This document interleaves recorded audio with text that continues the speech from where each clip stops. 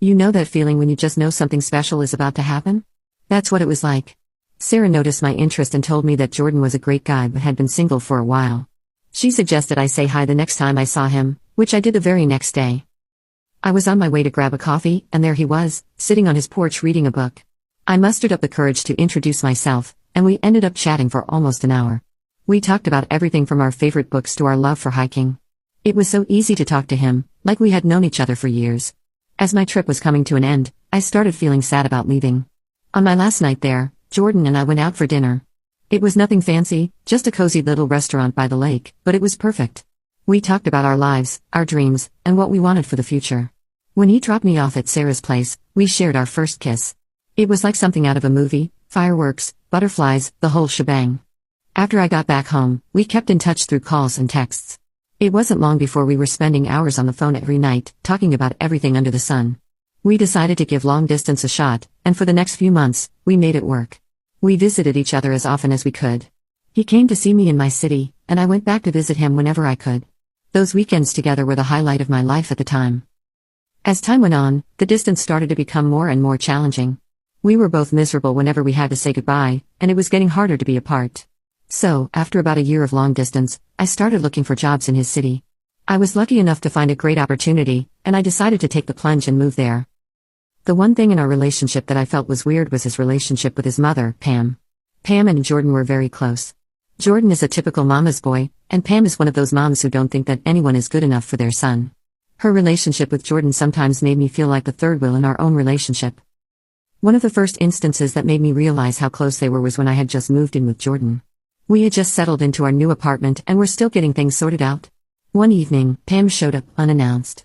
She had a key to the place, which I didn't know she had, and walked in while we were having dinner. It was a bit awkward, to say the least. She started rearranging things in the kitchen, telling us how she thought it should be organized.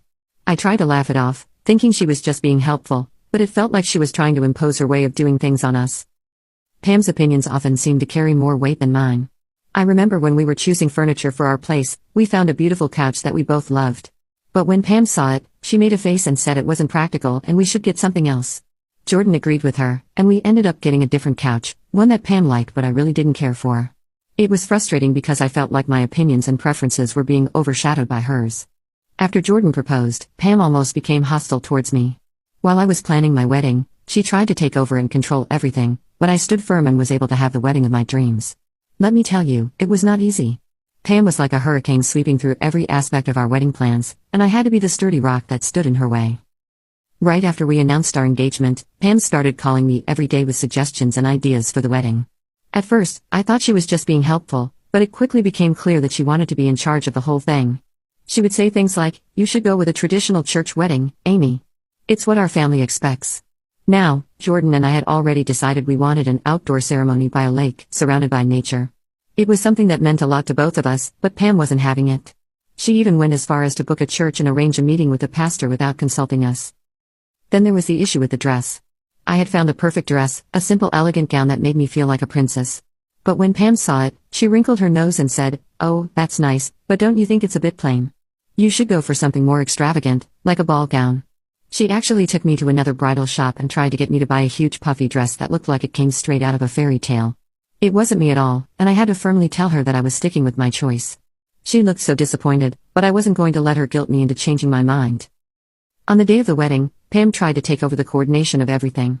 She was telling the photographer where to set up, instructing the band on what to play, and even trying to rearrange the decorations. At one point, I had to take her aside and politely but firmly tell her that we had everything under control and that she should just relax and enjoy the day. It was tough, but I was determined to make sure that our wedding reflected who we were as a couple, not her vision. About a year after the wedding, Pam lost her job. She was working as a manager at a local store, and unfortunately, the store shut down. It was a tough time for her, and she was pretty shaken up.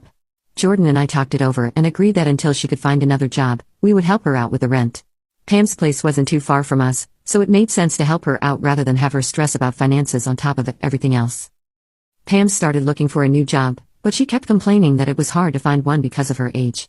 She said, "No one wants to hire someone in their late 50s. I felt really bad for her and tried to be as supportive as possible. I even helped her update her resume and coached her on how to answer interview questions. But after a few weeks, I started to notice a pattern. Every time she went for an interview, she would come back with a story about how the interviewer didn't seem to like her or how the job wasn't a good fit because the company seemed too disorganized. She would say things like, "I can't believe how unprofessional these people are," or "I don't want to work for a place that doesn't have its act together." It began to feel like she was finding excuses not to take any job that came her way. A year passed, and Pam still hadn't been able to get a job. We were still continuing to pay her rent, and it was starting to really take a toll on our finances. But then things changed in a big way. I found out I was pregnant.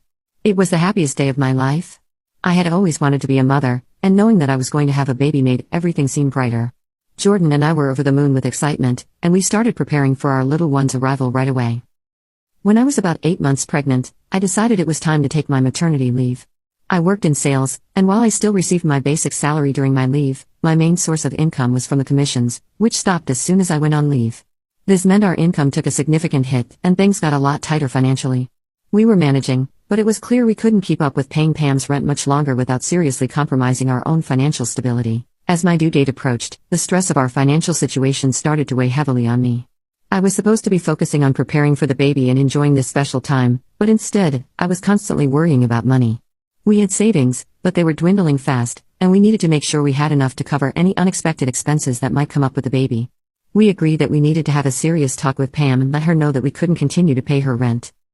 We decided to have the conversation the next day. Pam came over for lunch, and after we finished eating, we sat down with her in the living room. I was so nervous, my heart was pounding in my chest. Jordan started by explaining our situation, how my income had decreased significantly, and how we were struggling to make ends meet. Pam listened quietly, but I could see her expression darken as she realized where the conversation was headed. When we told her that we wouldn't be able to pay her rent anymore, she got very upset. She said, "How am I supposed to survive without your help? I've been trying to find a job, but no one wants to hire someone my age." I felt bad for her, but I also knew that we had to prioritize our own family's needs, especially with a baby on the way. I tried to stay calm and explain that we had been supporting her for over a year and that we just couldn't afford it anymore.